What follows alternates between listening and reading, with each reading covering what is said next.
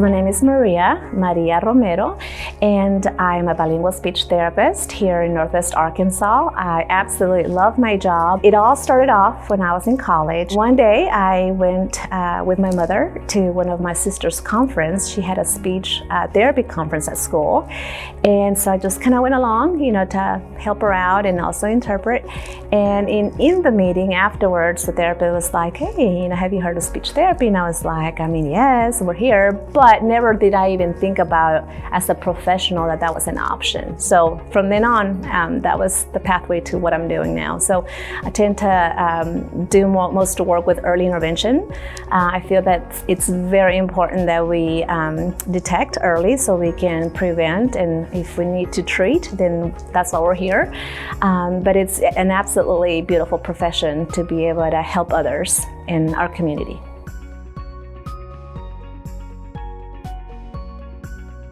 Our scope of practice is rather broad. Not only do we assess and diagnose and treat, provide therapy, but we also have different hats that we wear. So we tend to do lots of prevention, different types of educational workshops, advocacy, to be able to provide information to the families, community. Once we get into the therapy aspect, we're assessing, we're testing, we're doing therapy.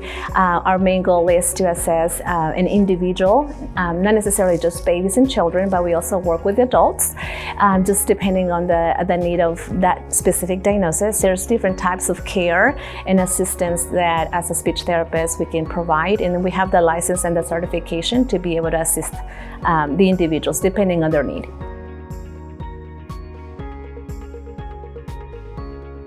I think as parents and as mothers in particularly, we always kind of have that intuition that something's not going the right way or we're missing something. If there's other children in the family, then we can also make a comparison between siblings maybe and say, hey, this baby was doing this at this time. This one did it way ahead of time, or vice versa. I always recommend note it down, get a journal, piece of paper, calendar, whatever you have that you're not going to misplace. So when you go to your doctor's appointment, especially when they're little, they have more appointments, different types of ages, so 12 months, 18-month checkup, 24-month checkup, and then provide those observations and things that you noted and say, hey, these are the things that I've seen, I'm kind of concerned about it, what do you recommend? They also have different checklists that they go by, especially when they're babies and toddlers. In speech and language, we do have milestones that we follow through, and that's how we determine if there is a need of further, assessment, and then obviously if they end up qualifying, then we treat. Babies like maybe turning 12 months, a year, we expect them to say maybe about 1 to 5 words, and then that number just gets bigger and bigger. There's this explosion of words that we expect for babies to say. By the age of 2, we want them to have about 200 words and also combined like a short phrase of 2 words. And then by the time they get to be 3 years of age, there's a bigger explosion of just vocabulary in general. By the time you're 3, you're able to put in maybe like a 3-word phrase, short sentence. You're asking questions, you're answering some basic WH questions. We're also analyzing their articulation and phonology. By 36 months, 3 years of age, we expect about 40 to 50% intelligibility. So when they're speaking and we hear those sounds, we need to be able to understand what they're saying. So those are the things, the red flags that we're looking for as they go through those milestones of typical developmental stages. And then if we see that they're not quite there, then that's where we get concerned. Take those observations, consult with a doctor or a teacher if they have access to that daycare center, and then say, hey, I've got this going on, what do you suggest? And start the process there.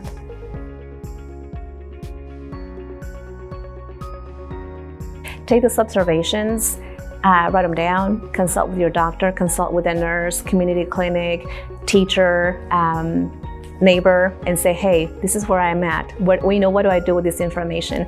And then oftentimes, most therapy centers provide also like a free consult. So whether it's PT, OT, and speech, say, hey, I have this concern. Do you offer free consultations? And then consult with the expert. And so they'll be able to guide you on, yes, let's proceed with an assessment, and here are the steps. Most of the steps are pretty straightforward, and they're very typical within the agencies, private settings. And then they'll tell you this is what's going to happen, or maybe go get a referral from your doctor. So it also depends too on if they receive insurance or not. But if they're school age, then you would just talk to your teacher, counselor, nurse, principal, whoever's there, and then they will have a conference for you to express your needs with the school, and then therapy will provide it at the school.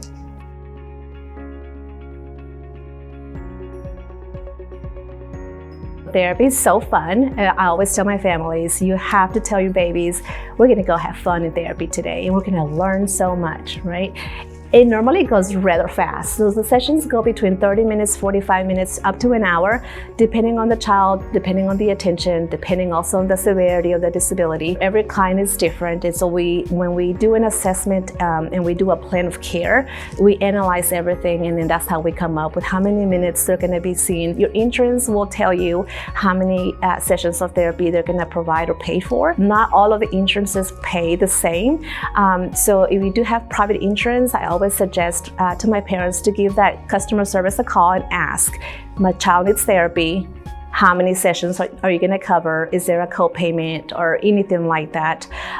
What documentation do I need to submit? It's very important that you know how many sessions they're going to cover, so that way you have that communication with your therapist. But oftentimes the clinic will kind of do that for you, but it's just good to know, so that way if you need to pay out of pocket, you know how much that's going to be.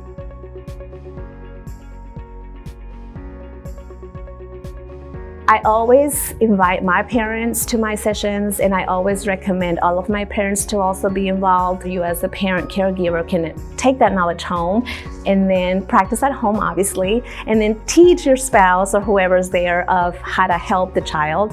Or if they're in private therapy, then they can take that information to the school setting and then share that knowledge and communicate whatever you see as a plus, as a positive, and say, hey, well, it's working in therapy, let's try it in the classroom and see if that works.